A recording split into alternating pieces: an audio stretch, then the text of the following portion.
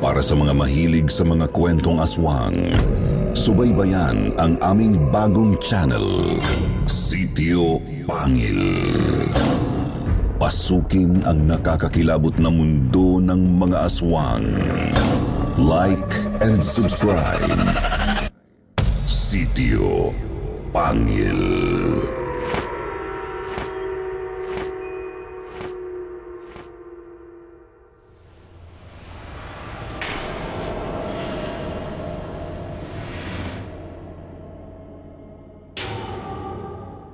Himlayan.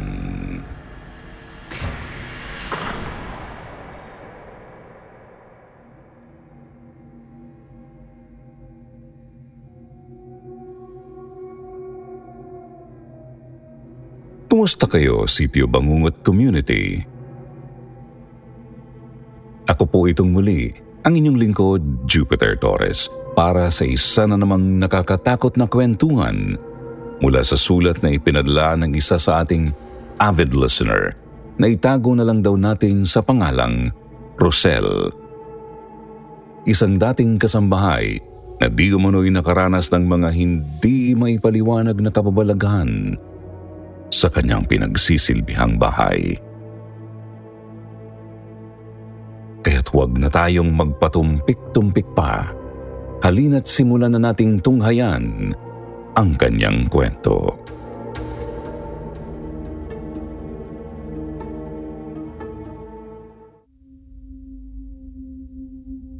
Isang mapagpalang araw po sa inyo, Sir Jupiter, at ganun din po sa lahat ng mga kapwa ko tagapakinig sa channel na ito. Isa po ako sa inyong pinakamasugid na tagapakinig. Kaya naman sa wakas ay nakahanap din po ako ng oras at sapat na lakas ng loob para ibahagi sa inyo ang karanasan kong ito. Ang totoo nga niyan inabala ko pa ang apo ko para lang tulungan akong maipadala sa inyo itong aking sulat dahil matagal ko nang gustong mapakinggan ito sa inyong channel. Tawagin niyo na lang po ako sana sa pangalang Rosel. 67 anyos, Tubong Oriental, Mindoro. Taong 1988, eksaktong 35 taon na ang nakalilipas nang manilbihan ako bilang tagapag-alaga ng isang kamag-anak kong may sakit noon sa Maynila, si Tio Menong, pinsang buo ng aking lola. Kung tama ang pagkakatanda ko, siguro ay naglalaro pa lamang noon sa 32 hanggang 33 ang edad ko nang magdesisyon akong tanggapin ang alok ng pinsan kong si Sendang na alagaan ang kanyang may sakit na ama na noon ay hindi niya na po matutukan dahil sa sobrang abala niya sa pagiging isang abogada. Hindi naman po kasi maipagkatiwala ni Sendang ang Tsumenong sa ibang tao dahil natatakot siyang pagmaltratuhan ito kung hindi kamag-anak nila ang titingin. Eksakto naman pong malaki rin ang pangangailangan ko noon dahil ng taong din yun ay papasok na sa eskwelahan ang panganay kong si Roberta, anak ko sa pagkadalaga. Dahil doon kahit medyo nangingimi akong mawalay sa aking anak ay tinanggap ko na lang ang trabaho. Tutal ay malaki naman ang alok na sweldo ni Sendang.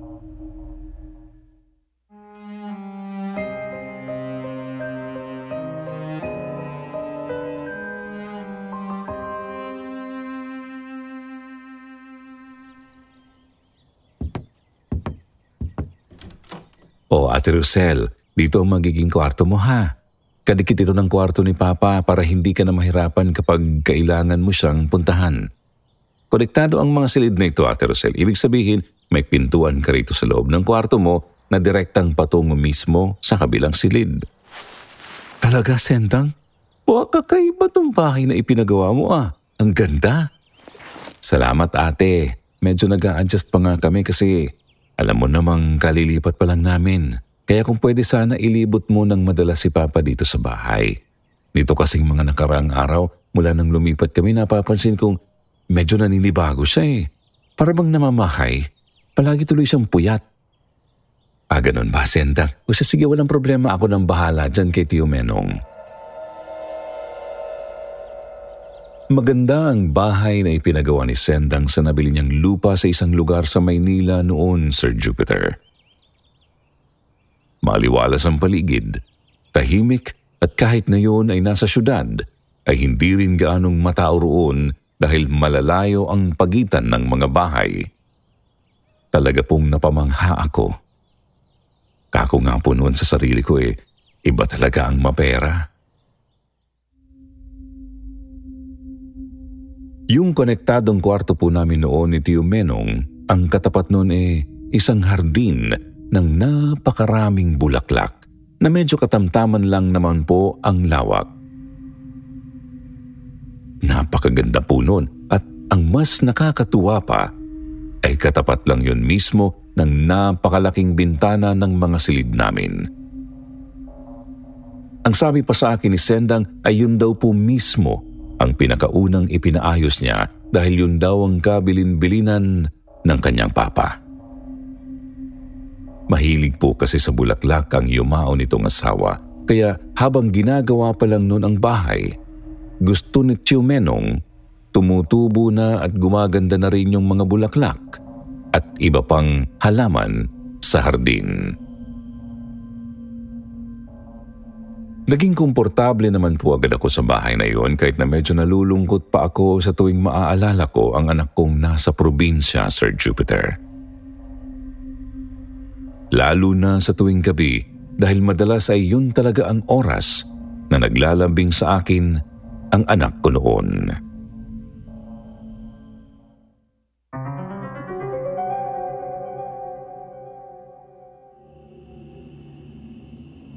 Isang gabi nakahiga na po ako noon sa papag ko na pinatungan ng isang medyo makapal na kutsyon.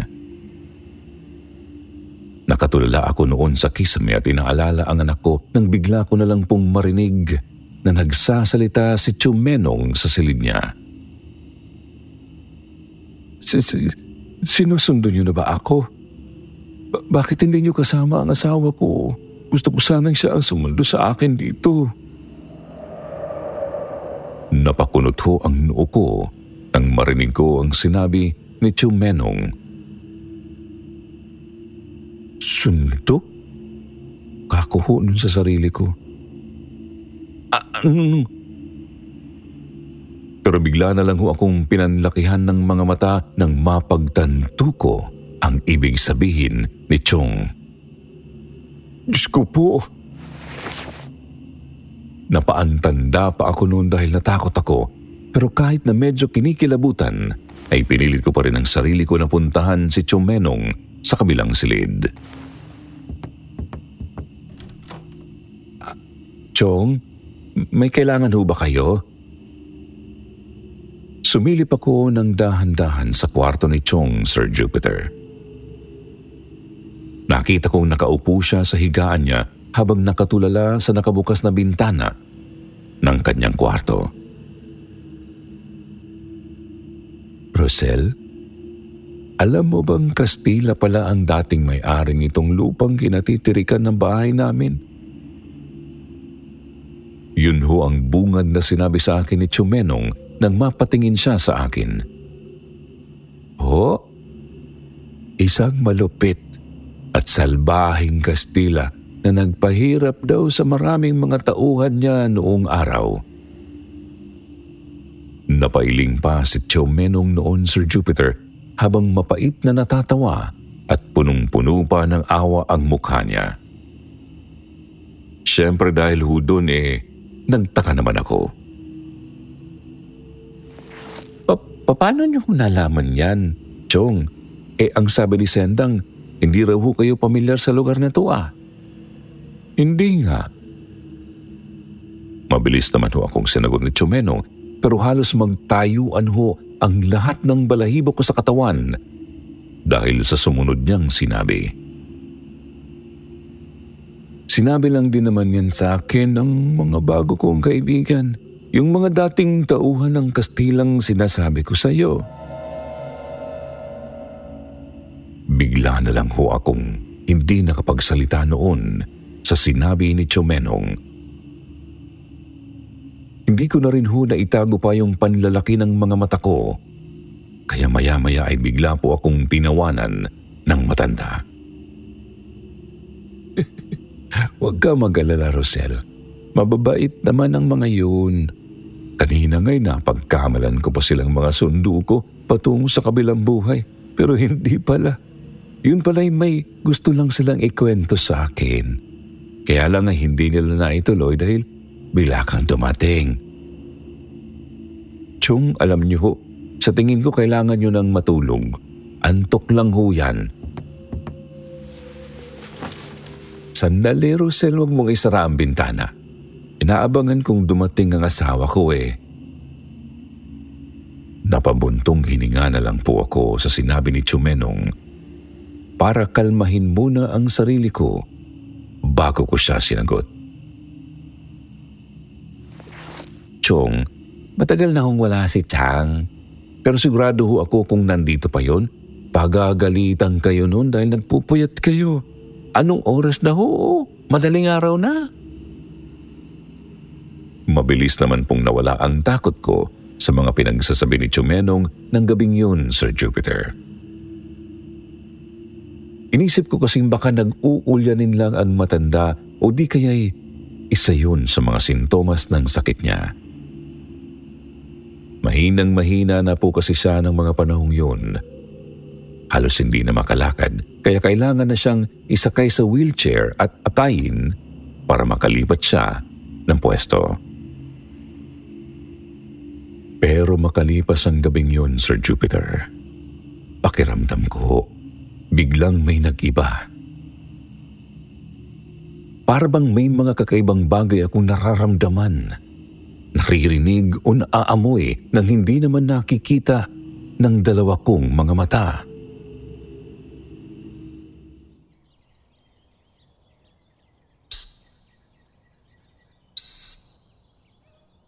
Rosel.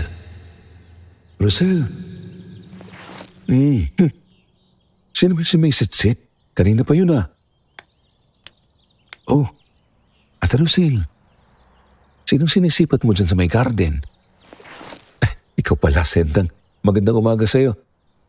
May naririnig kasi akong sumisitsit sa akin kanina pa. Pero kanina pa rin ako lingon ng lingon sa paligid. Wala naman ako makita.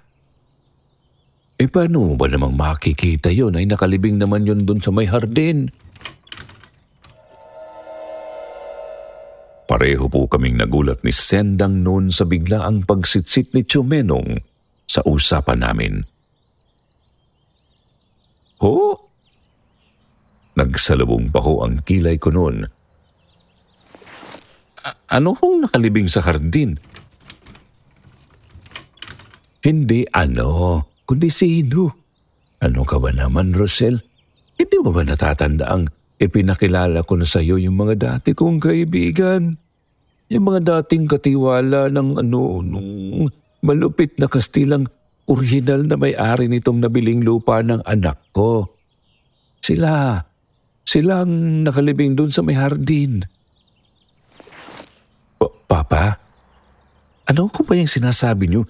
Paano naman hong magkakaroon ng mga taong nakalibing doon sa may hardin? Aba, bakit? Hindi ba ninyo alam na itong lupang ito ginawang tapunan ng mga bangkay na pinatay noong araw? Mga biktima ng kalupitan at kasakiman noong panahon ng digmaan. Ikinuwento sa akin yun ng mga kaibigan ko, Rosel, nung bumalik ka na sa kwarto mo. Pagkatapos mangistorboy ng pag-uusap namin. Dahil sa sinabing yun ni Chumenong, Sir Jupiter, napilitan mo akong ikwento kay Sendang yung nangyari nung gabing narinig kong may kausap ang papa niya sa kabilang kwarto at naabutan ko kakong bukas na bukas ang bintana nito. Pero maging ito ay ayaw maniwalang totoo ngang may nakikitang kaluluwa ang kanyang ama. Dahil wala naman daw siyang nararamdamang kakaiba simula nang lumipat sila. Sinabi ngang may mga nakalibing dun sa hardin. Bakit ba ayaw niyo maniwala? Bakit hindi niyo subukang hukayin ang harding yun nang makita niyo mismong tunay nga ang sinasabi ko? Ay, bahala nga kayo mga buisit.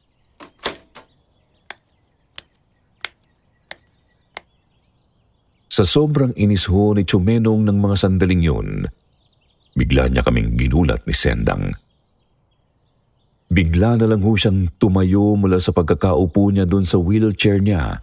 Pagkatapos ay padabog siyang naglakad patungo sa kwarto niya na parang walang iniindang karamdaman.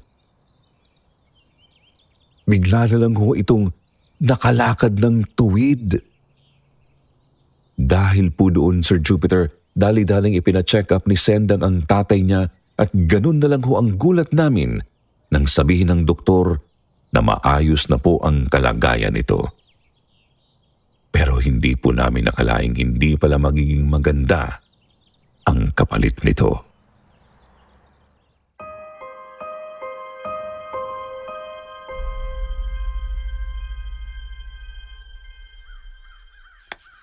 Chumenong? Chumenong, nasaan ho ba kayo? Oras na ho ng pag-inom nyo ng gamot.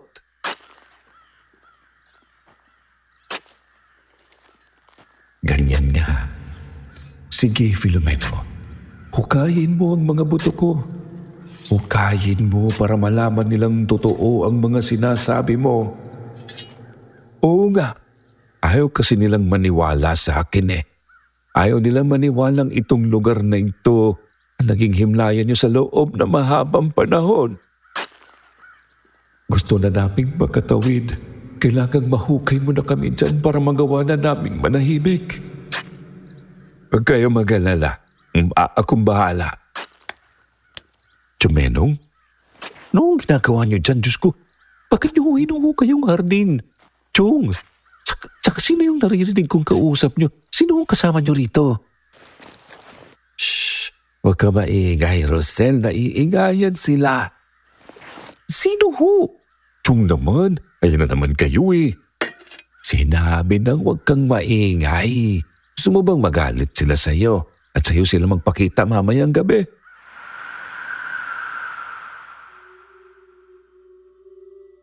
Nang sabihin po sa akin ni Chumenong ang mga katagang yon, Sir Jupiter, hindi ko na nagawa pang magsalita.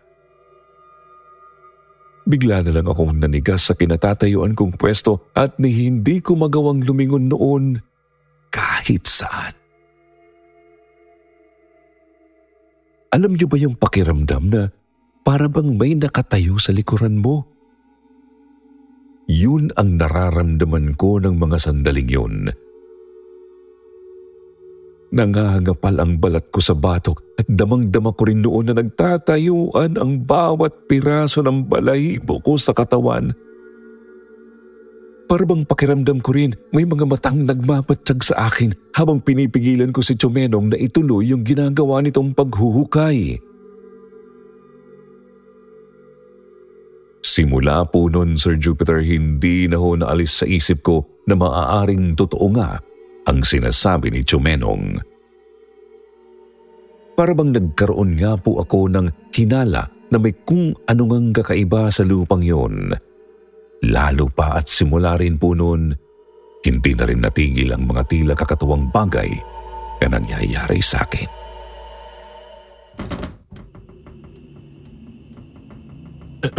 Teka, lumilindol pa? Bakit umuuga itong kinahihigaan ko? Pakawalan niyo kami. Bakit niyo kami niliming dito ng buhay? Doña Villarosa, pakawalan niyo po kami rito. Nakikiusap po ako sa inyo. Sino yan? Sino yan nagsasalita? Teka, may kumakatok sa ilalim ng papag ko. Bigla na lang po akong nakaramdam ng takot matapos kong maalimpungatan ng gabing yun, Sir Jupiter.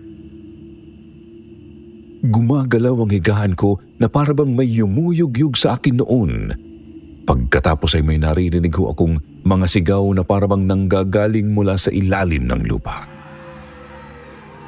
Halos mabaliw ako noon sa sobrang kilabot na lumulukob sa dibdib at utak ko, Sir Jupiter. Hanggang sa... Sabi ko naman sa'yo, wag mo silang gagalitin eh. Chumenong, ano pong ginagawa niyo rito sa kwarto ko? Kanina pa kasi kita tinatawag, Rosel, hindi ka sumasagot. Kaya napunta na ako rito. Gusto ko lang kasing magpaalam. Matapos pong sabihin ni Chumenong sa akin ang mga salitang yon, Sir Jupiter, biglang na lang huminto yung mga pagyugyog. Mga katok at sigaw na naririnig ko kani-kanina lang. Pagkatapos nun, ngumiti naman ng pagkalaki-laki si Chumenong na parabang napakasaya niya. Paalam ho? Bakit ho? Saan kayo pupunta? Halina ho, aakayin ko kayo. Dumating na ang asawa ko, Rosel. Sa wakas, sinusundo niya na rin ako. Ho? Chumenong, ano hong? Rosel, kasama na ako sa asawa ko. Pero sana'y pagbigyan mo ang kahilingan ko. Tulungan mo ang mga kaibigan ko. Tulungan mo silang makatawid kasama ko. Hindi ko na humaalala kung ano pang nangyari pagkatapos ng pag-uusap naming yon ni Chumenong, Sir Jupiter.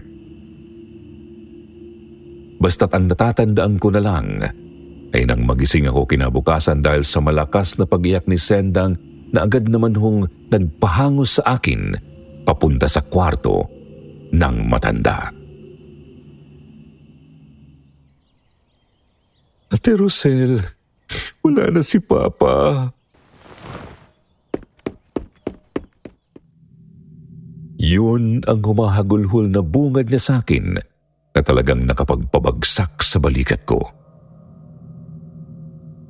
Doon ko na pagtanto kung anong ibig sabihin ni Chong kagabi nang sabihin niya sa aking magpapaalam na siya. Sobrang lungkot at nakakapanghina ang sunod-sunod na pangyayaring yun sa buhay namin, Sir Jupiter. Pero sa kabila po ng lahat ng yun, hindi pa rin po mawala sa isip ko ang huling naging hiling sa akin ni Chumenong. Kahit po noong hanggang sa mailibing na siya ay iniisip ko pa rin kung anong ibig niyang sabihin. Paano ko ba matutulungan ang mga kaibigang sinasabi niya? Hanggang sa... Hukayin mo kami, Rosel. Pakawalan mo kami sa himlayang matagal na naming gustong iwanan. Tulungan mo kaming tumawid. Tulungan mo kami.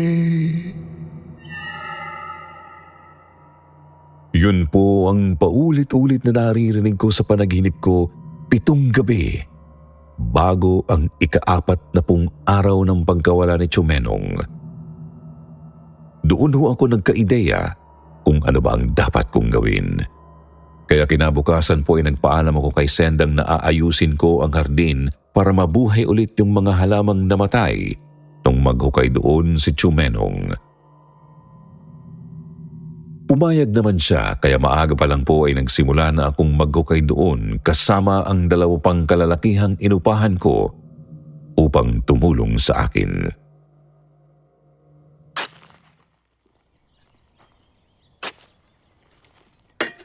Teka, ano to?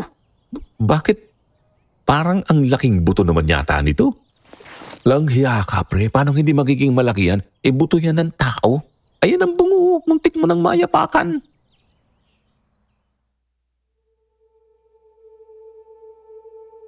Masyado na pong sensitibo ang mga detaling kasunod ng pangyayaring yun matapos naming mahanap ang mga butong tinutukoy ni Chumenong sa hardin. Pero ang masisigurado ko lang po sa inyo ay ginawa namin ang tama nang mahukay namin yun. Inilapit namin ito sa mga otoridad pagkatapos po ay napabindisyonan namin yun sa pari bago namin yun binigyan ng mas maayos at magalang na libing. Matapos yun, Sir Jupiter, ay lumabas ang resulta ng isinagawang eksaminasyon sa mga buto. kung saan napag-alaman naming ilang dekada na nga pong nakalibing doon ang mga buto.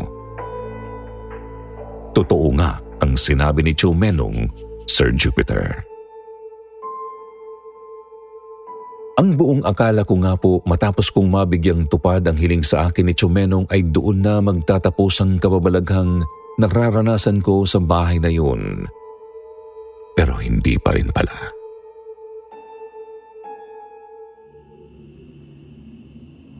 Eksaktong ika-40 araw, buhat ng pumanaw si Chumenong bandang 3:00 ng madaling araw, Sir Jupiter, nang makarinig ako ng mga tawanan at hagikikan sa kabilang silid.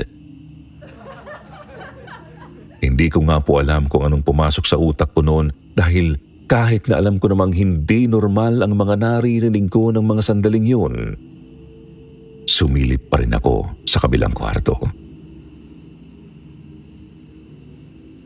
Bumungad sa akin sa pintuan pa lang si Chumenong, Sir Jupiter.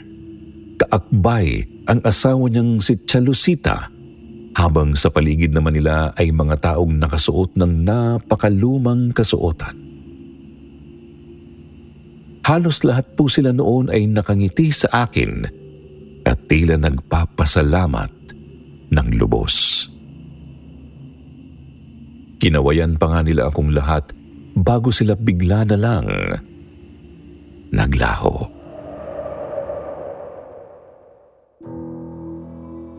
Sir Jupiter, yun na ho sana ang isa sa pinaka-nakakatakot pero pinaka-hindi ko malilimutang karanasan sa buhay ko.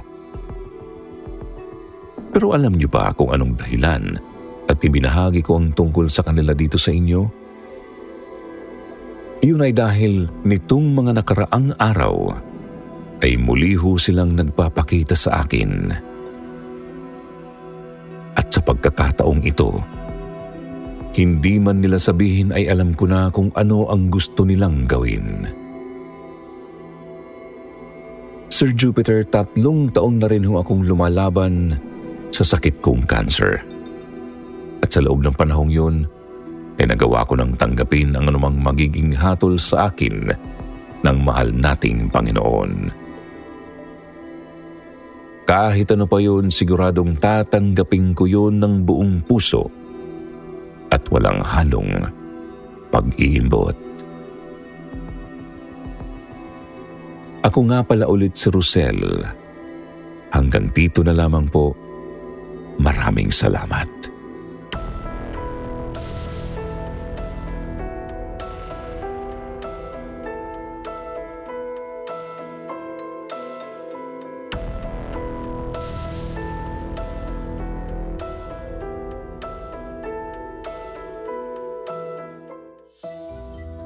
At syempre, hindi matatapos ang isang episode kung wala ang inyong paboritong shoutout portion. Shoutout kay John Luel Cervantes, Engelbert Gibay, Evelyn Lambino, kay Jasmine Mohammed, Maria Cristina Gonzaga, Jelly, Lenny, LV, Carmen Ronk, at Jess. Basahin naman natin ang ilan sa mga magagandang comment mula kina Evelyn Lambino at kay May. Sabi ni Evelyn, "Good evening mga kasityo bangungot. Wow na wow, first time ko po ito nakasabay sa premiere. Sarap makinig mula pagkagising ko madaling araw hanggang sa matutulog sa gabi. Anli pakinig ako from KTSB at SP. Happy listening." Sabi naman ni May, "Hi Sityo Bangungot. Thank you sa mga magagandang stories na lagi niyong ina-upload. More power po sa inyong channel." Sa mga hindi po nabanggit, sa susunod na lang po, huwag niyo pong kalimutang mag-reply sa ating shoutout box na nasa comment section para ma-shoutout ang pangalan niyo. Muli po mula sa bumubuo ng Sityo Bangungot, ito po ang inyong lingkod, Jupiter Torres. Nagpapasalamat.